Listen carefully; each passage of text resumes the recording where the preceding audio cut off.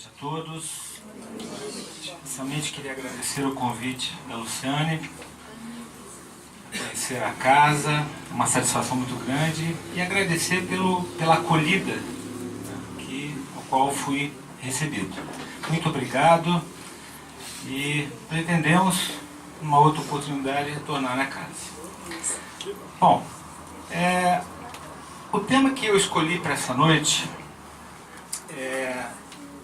eu julgo assim da maior importância, porque muitas vezes falamos em outros temas que também têm a sua importância, mas esquecemos muitas vezes do básico, né?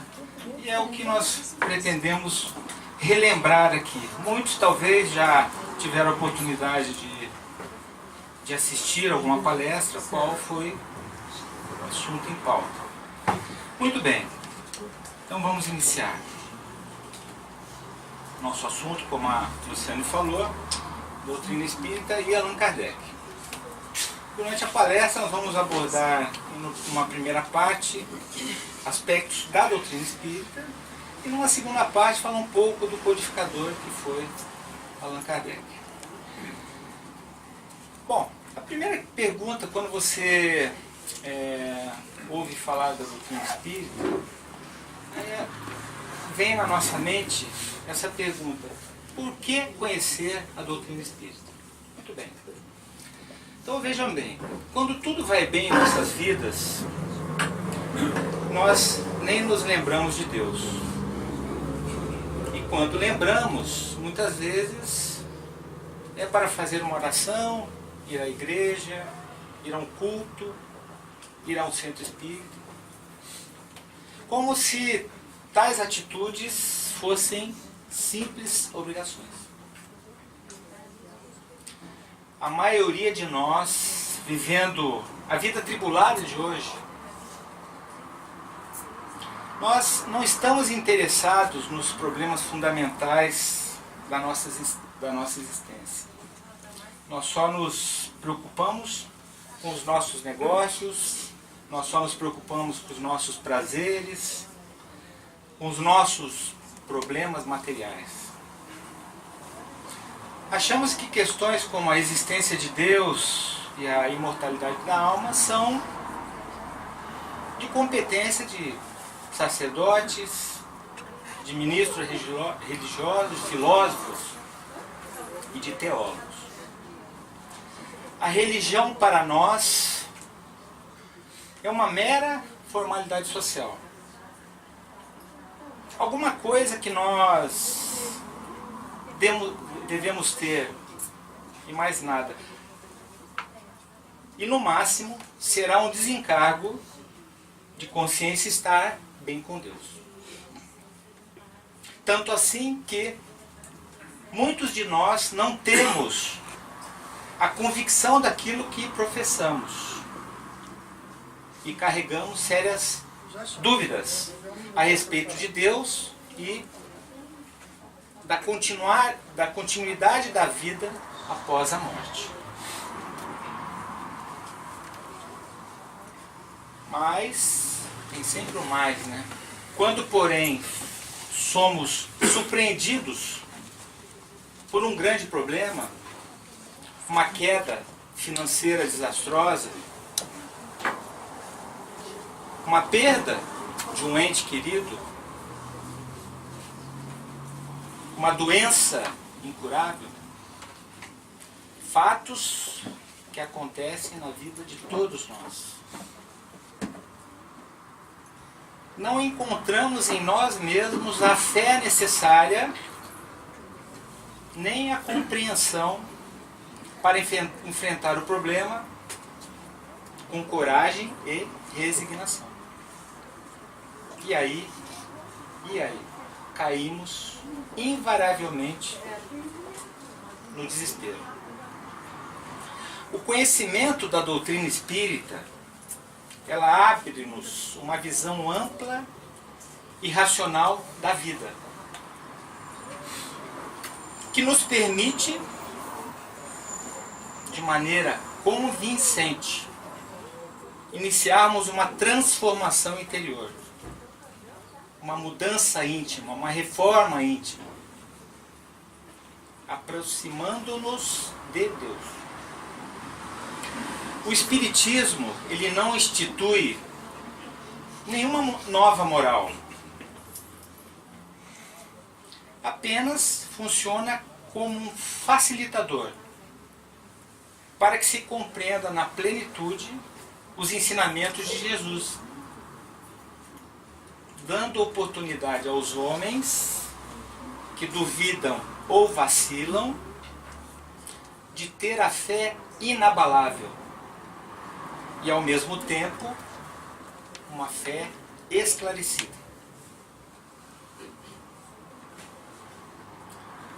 Jesus é o guia e modelo para toda a humanidade. É o único espírito que habitou a terra, que foi perfeito.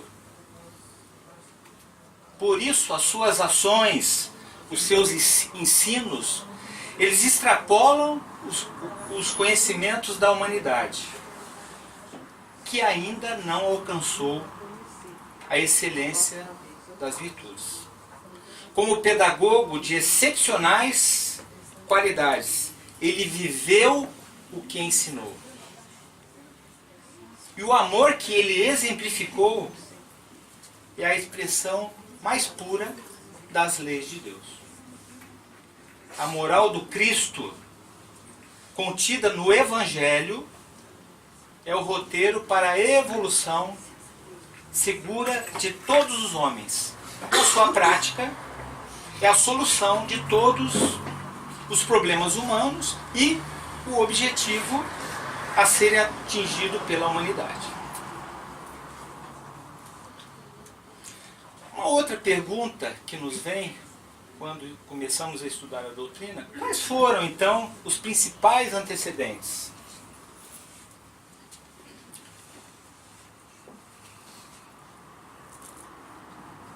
Os fatos relacionados às revelações dos espíritos, ou podemos denominar de fenômenos mediúnicos, eles têm origem na mais recuada antiguidade, sendo tão velhos quanto o nosso mundo, e sempre ocorreram em todos os tempos e entre todos os povos. O homem primitivo, ele mantinha contato com o mundo invisível, colocando o crânio do defunto fora da caverna, na direção do leste, pensando que desse modo a alma do falecido não voltaria. Tempos depois, na China, na Índia, no Egito, se recebiam mensagens do outro lado da vida através de sacerdotes e pitonisas. Nos tempos de Abraão e Moisés, seguindo mais adiante, também houveram diversos fenômenos de interatividade com o plano espiritual. O episódio de Pentecostes, que o Novo Testamento mostra uma ampla gama desses fenômenos, chamando a mediunidade como carisma ou dom, e os médiuns como profetas. No livro Atos dos Apóstolos, esse episódio oferece um amplo conteúdo de mediunidade praticada pelos apóstolos de Jesus.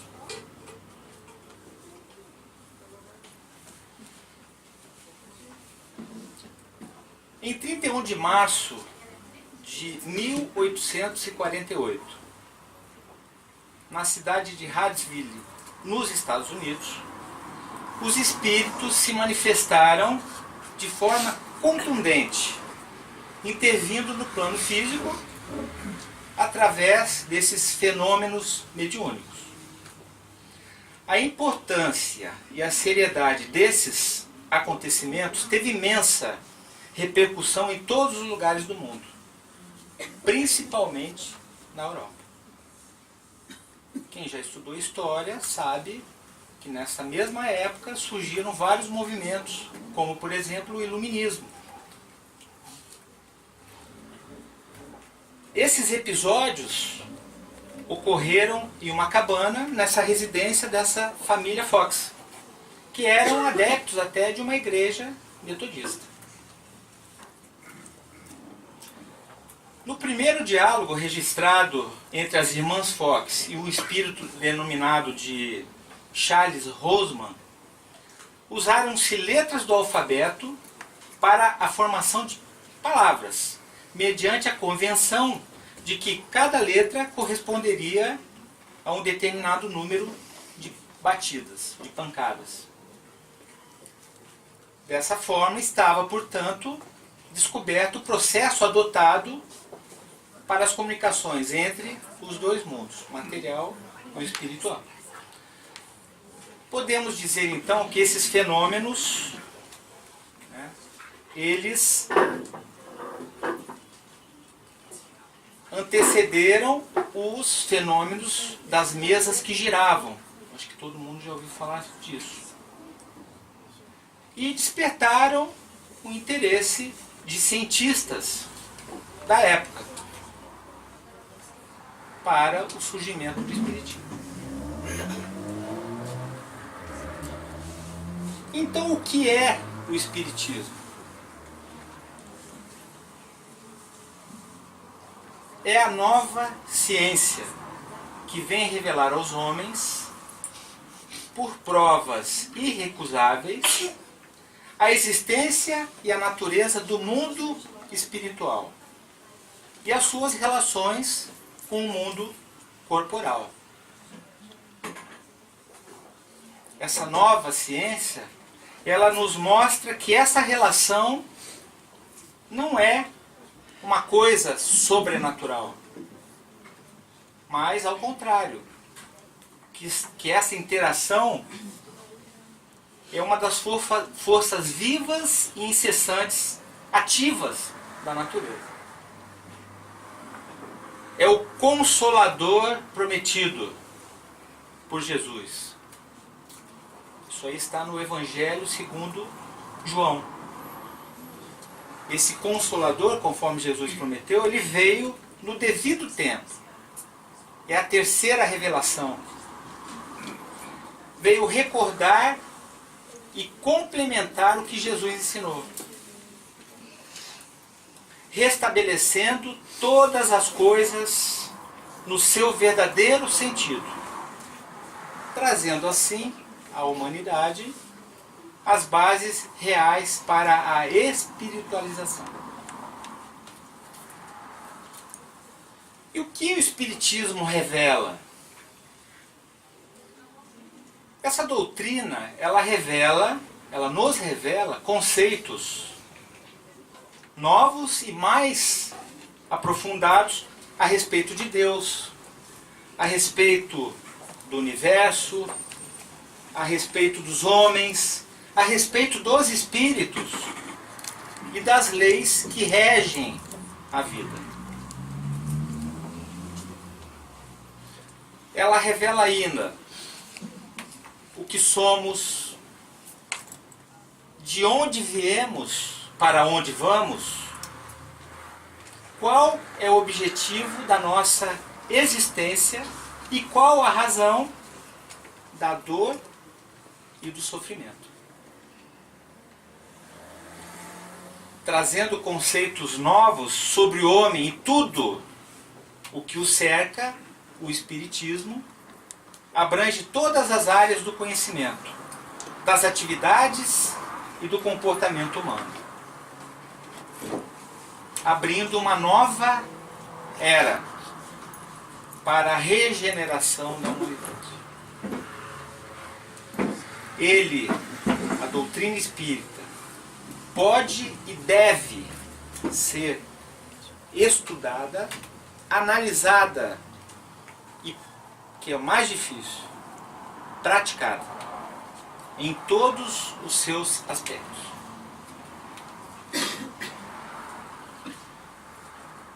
ela é denominada uma doutrina tríplice. Mas por que é uma doutrina tríplice?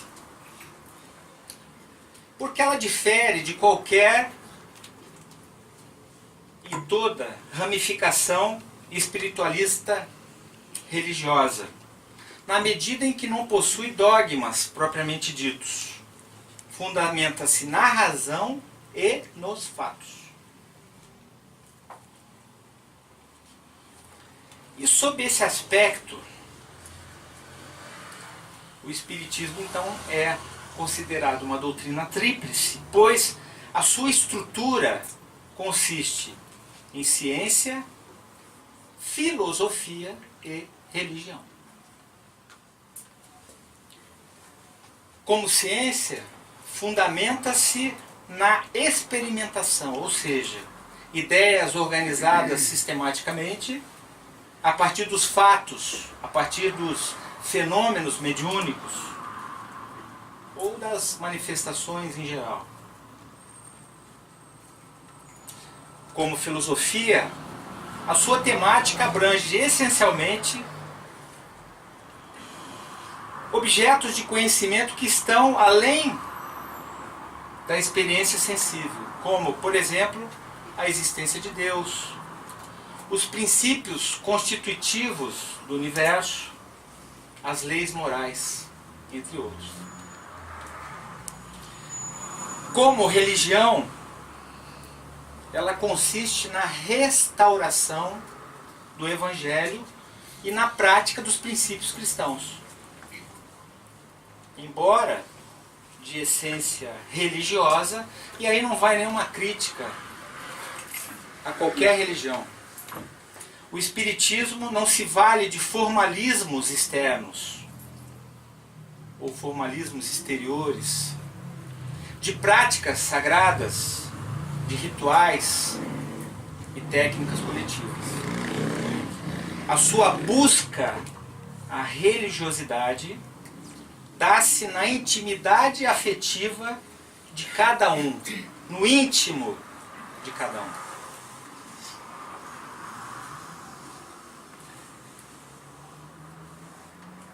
Eu separei aqui 5 princípios que eu achei por bem, ou no meu entendimento, serem os mais importantes. Os princípios da doutrina espírita. Então vejamos. O primeiro, a existência de Deus. Deus é inteligência suprema, causa primeira de todas as coisas. O universo é a criação de Deus. Abrange todos os seres racionais, abrange todos os seres irracionais, abrange os seres animados e os inanimados, os materiais e imateriais. Deus é o princípio fundamental para a doutrina dos Espíritos. Não há vida, não há realidade, não há inteligência senão pela vontade de Deus. Para crer em Deus, basta lançar os olhos sobre as obras da criação. Quando você abre a janela da sua casa, você vê um dia maravilhoso, mesmo chuvoso. Isso é uma obra da criação de Deus. Lembrando os atributos da divindade. Deus é imutável, imaterial, é eterno, é único, é todo-poderoso, é soberanamente justo e bom. A sabedoria providencial das leis divinas se revela nas menores coisas como nas maiores. E essa sabedoria, em hipótese nenhuma, nos permite duvidar da sua justiça, nem da sua bondade. O segundo princípio que elencamos aqui é a imortalidade da alma. Antes de sermos seres humanos, filhos dos nossos pais, somos, na verdade, espíritos, filhos de Deus. O espírito é o princípio inteligente do universo, criado por Deus. Simples e ignorante.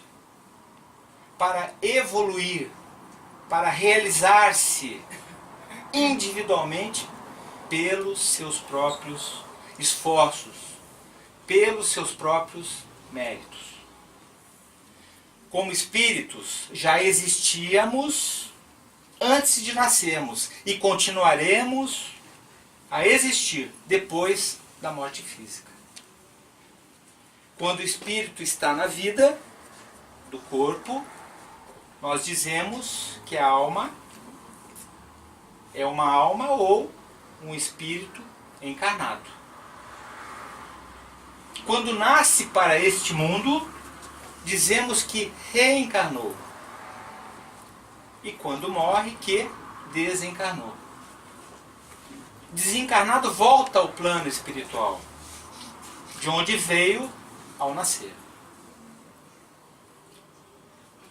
No famoso diálogo entre Jesus e Nicodemos, que era um doutor da lei, quem já estudou essa passagem no Evangelho, o Mestre Jesus, de uma forma muito simples, ele sintetiza a Nicodemos o que é a imortalidade da alma. Não sei se Nicodemos entendeu naquela época. Nicodemos tinha uma simpatia por Jesus, pelo magnetismo que Jesus transmitia. E ele foi procurar Jesus. E Jesus, nesse episódio, explica o que é a imortalidade da alma.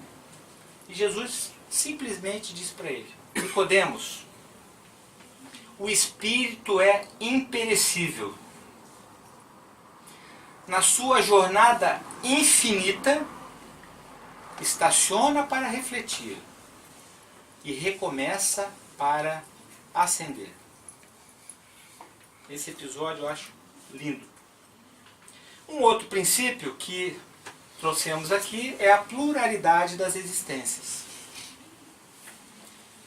Como já falamos, Deus nos criou simples e ignorantes. O espírito é quem decide e cria o seu próprio destino. Para isso, ele é dotado de livre-arbítrio. Ou seja, a capacidade de escolher entre o bem e o mal. Desse modo, ele tem a possibilidade de se desenvolver, ele tem a possibilidade de evoluir, de aperfeiçoar-se, de tornar-se cada vez melhor, enfim, tornar-se mais perfeito. Essa evolução, ela requer aprendizado. E o espírito só pode alcançá-la encarnando no mundo e desencarnando. Quantas vezes forem necessárias para adquirir conhecimentos através das múltiplas experiências de vida. A reencarnação, portanto, permite ao espírito viver inúmeras existências no mundo, adquirindo novas experiências para se tornar melhor. Não só intelectualmente, mas sobretudo, o mais importante, tornar-se melhor moralmente, aproximando-se assim cada vez mais de Deus.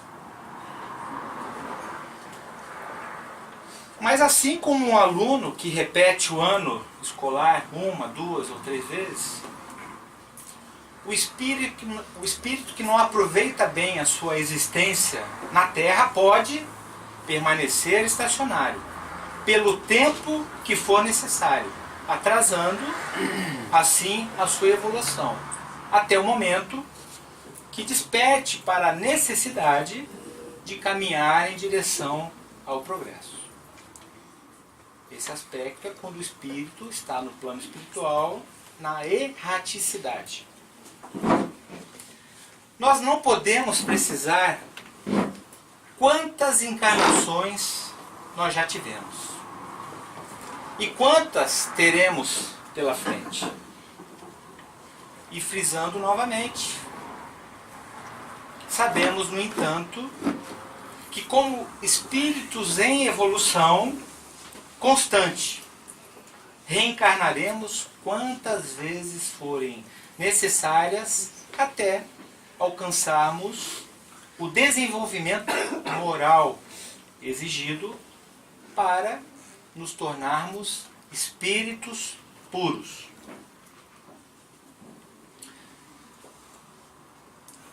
Nós não nos lembramos das vidas passadas, e aí também está a sabedoria de Deus. Se lembrássemos do mal que praticamos, ou dos sofrimentos pelos quais passamos, dos inimigos que nos prejudicaram, ou daqueles a quem prejudicamos, teríamos infinitas dificuldades de viver a plenitude, na plenitude, a vida atual. Ocorre que, frequentemente, os inimigos do passado hoje são trazidos ao nosso convívio próximo na condição de filhos, na condição de irmãos, na condição de pais, na condição de amigos, nos oferecendo a oportunidade do resgate, nos oferecendo a oportunidade da reconciliação, do amparo mútuo. Certamente, hoje, nós estamos corrigindo erros praticados contra alguém, sofrendo as consequências de crimes cometidos, ou mesmo sendo amparados e auxiliados por aqueles que no passado nos prejudicaram. Daí eu ressalto a importância da família, onde se costumam reatar os laços cortados em existências anteriores. A reencarnação, portanto, é um mecanismo perfeito da justiça divina. Ela nos explica por que existem tantas desigualdades nos destinos das criaturas da Terra. Pelos mecanismos da reencarnação, verificamos que Deus não premia ou castiga. Pela misericórdia divina, somos nós os articuladores do nosso próprio destino. Por vezes, necessitamos de sofrimentos que nos incentivam à melhoria e ao crescimento, cumprindo, assim, a lei de causa e efeito. Um outro princípio é a pluralidade dos mundos habitados. Nem todas as encarnações se verificam na Terra. Existem mundos superiores e mundos inferiores ao nosso. Ao evoluirmos e se tivermos méritos, se formos merecedores, poderemos renascer num planeta de ordem mais elevada. O universo é infinito e, como dizia Jesus, na casa do meu Pai há muitas moradas. A Terra é um mundo de categoria moral inferior. Haja visto o panorama lamentável que ainda encontramos na humanidade. Contudo, ela está sujeita a se transformar em uma esfera de regeneração, num mundo melhor. Muitos de nós já ouvimos falar dessa mudança, dessa transição planetária. Nós vivemos atualmente num mundo de provas e expiações, um mundo de sofrimento, porque, como já expliquei, nós precisamos desse sofrimento para evoluir. Mas já estamos numa transição onde essa transição não é feita da noite para o dia, mas vai acontecer uma hora ou outra, para um mundo melhor, um mundo de regeneração. Só depende de nós. Quando esse mundo vai melhorar? Quando nós praticarmos o bem. E aí a fraternidade reinará entre nós.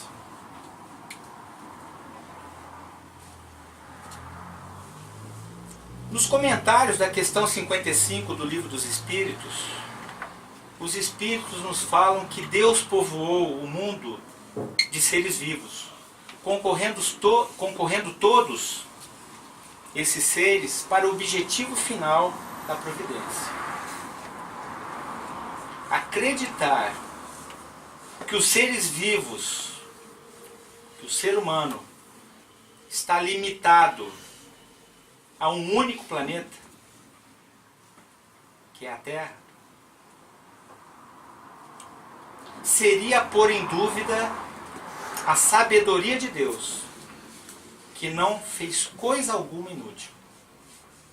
Aliás, não há nada na posição, nem no volume, nem na constituição física da Terra que possa induzir a suposição de que ela goze do privilégio de ser habitada, com a exclusão de milhares e milhões de mundos semelhantes. Um dia já pensamos que só existia a Terra no universo. E a pluralidade dos mundos habitados nos mostra que não. Seria um egoísmo muito grande achar, nesse universo imenso, de milhares e milhões de planetas, de galáxias, que só teria a Terra habitada. O último princípio que elencamos aqui é a comunicabilidade dos espíritos. Os espíritos são seres humanos desencarnados. Eles são o que eram quando vivos, bons ou maus, sérios ou brincalhões, trabalhadores ou preguiçosos, cultos ou medíocres, verdadeiros ou mentirosos.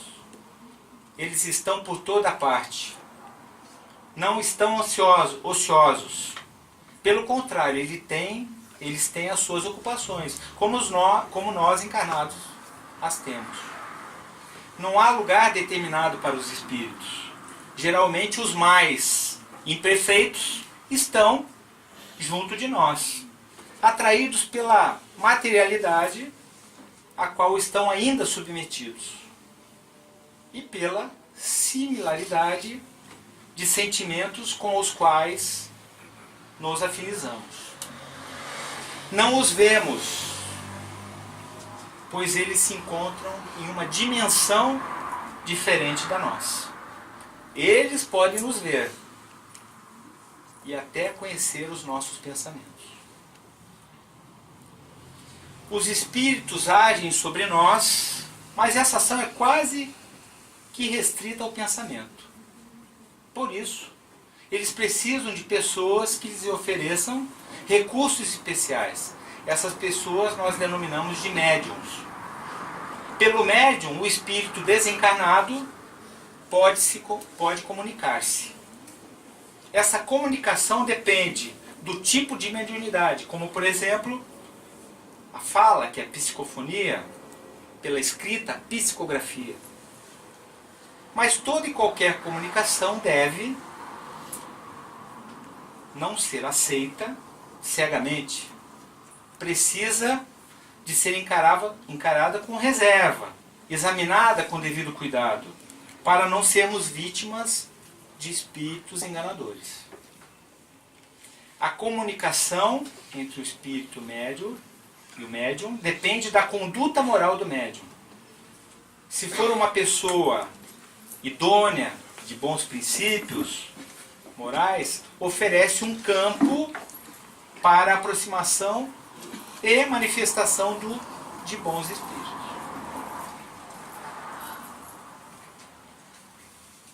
Abordaremos agora um pouco sobre Allan Kardec.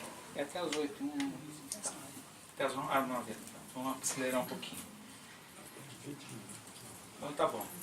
Eu acho que vai dar certo. Bom, quem foi o codificador então? Esse senhor aqui era chamado Hippolyte Léon Denisard Rivail. Ele nasceu na França, em Lyon, em 3 de outubro de 1804.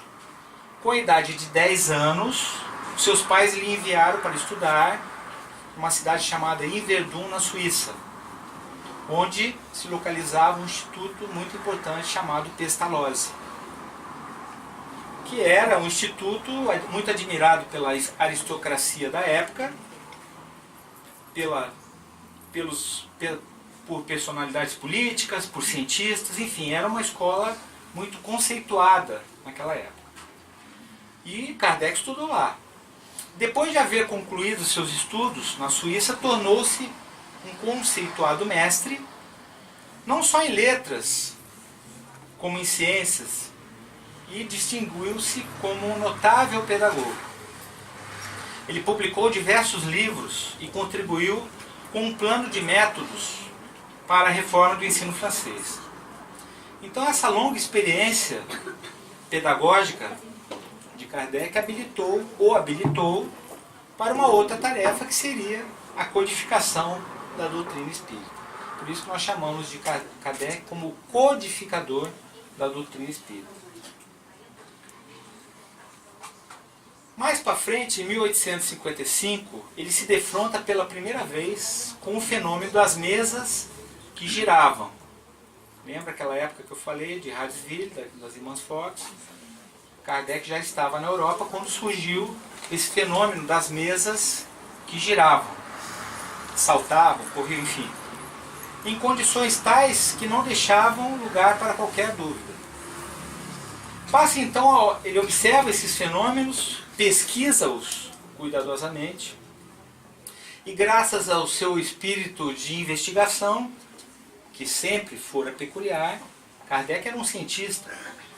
Ele não elabora qualquer teoria pré-concebida, mas insiste na descoberta das causas. Aplica a estes fenômenos um método experimental com o qual já estava familiarizado na função de educador.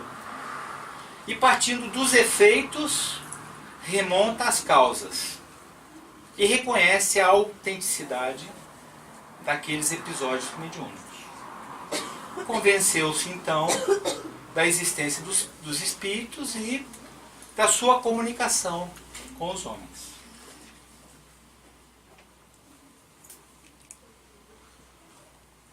Quando ele descobriu isso, uma grande transformação aconteceu na vida do professor Rivail, que ficou convencido da sua condição de espírito encarnado. E aí ele adota o pseudônimo de Allan Kardec, que foi uma das reencarnações de Kardec. Ele foi um druida. Nesse período de 1855 a 1869, ele dedicou-se totalmente ao espiritismo. E sob a assistência de espíritos superiores, representados pelo espírito de verdade, estabelece as bases da codificação espírita. Assim surgiu o espiritismo, com a ação dos espíritos superiores, apoiados na maturidade moral de Kardec e cultural, obviamente, no papel de codificador. Bom, aqui nós vamos falar rapidamente das obras básicas, né? As 5 obras básicas são conhecidas como o Pentateuco Kardeciano. Quais seriam? O Livro dos Espíritos, que foi lançado em 1857. Ele reúne, né, os ensinos dos espíritos superiores, através de médiuns de várias partes do mundo, em uma obra com 1019 questionamentos. Na sequência, em 1861, Kardec lança o Livro dos Médiuns, né, que reúne o ensino especial dos espíritos sobre a teoria de todos os gêneros de manifestações, dos meios de comunicação dos espíritos com o mundo invisível, do desenvolvimento da mediunidade, das dificuldades e tropeços que se podem encontrar na prática do espiritismo. Em 1864, ele lança o Evangelho segundo o Espiritismo, que encerra todo o ensino moral de Jesus. Mais adiante, em 1865, ele lança o livro O Céu e o Inferno, que o principal objetivo é explicar a justiça de Deus à luz da doutrina espírita. E o último livro, A Gênese, em 1868, que analisa a origem do planeta Terra de forma coerente, fugindo às interpretações misteriosas e mágicas sobre a criação do mundo. Então, esses são as 5 obras de Kardec. Kardec tinha um amigo que era cientista, que era o famoso astrônomo Camille Flammarion. Ele denominava Kardec como o bom senso encarnado. Kardec faleceu, desencarnou, com 65 anos, no final de março de 1869. No seu túmulo, no cemitério de Paris, existe uma inscrição na sua lápide, que sintetiza a concepção evolucionista da doutrina espírita. Lá diz: nascer, morrer, renascer ainda e progredir sem cessar. Tal é a lei. E finalizando a nossa apresentação, eu gostaria de dizer que essa doutrina espírita, ela me explica quem eu sou, de onde eu vim, para onde eu vou e o que eu estou fazendo nesse planeta. Ela me ensina que é preciso olhar para dentro de si, se compreender para poder compreender o próximo. Pois eu tenho os meus conflitos, falhas, erros, dificuldades, defeitos. E com certeza todos que convivem comigo neste mundo também têm. Estamos todos na luta, numa guerra interior, brigando com nós mesmos para corrigir essas falhas. Ela me ensina que o livre-arbítrio não é propriedade minha, mas de todos. Por isso, devo respeitar alguém que pensa diferente de mim. E eu não tenho direito de impor nada a ela.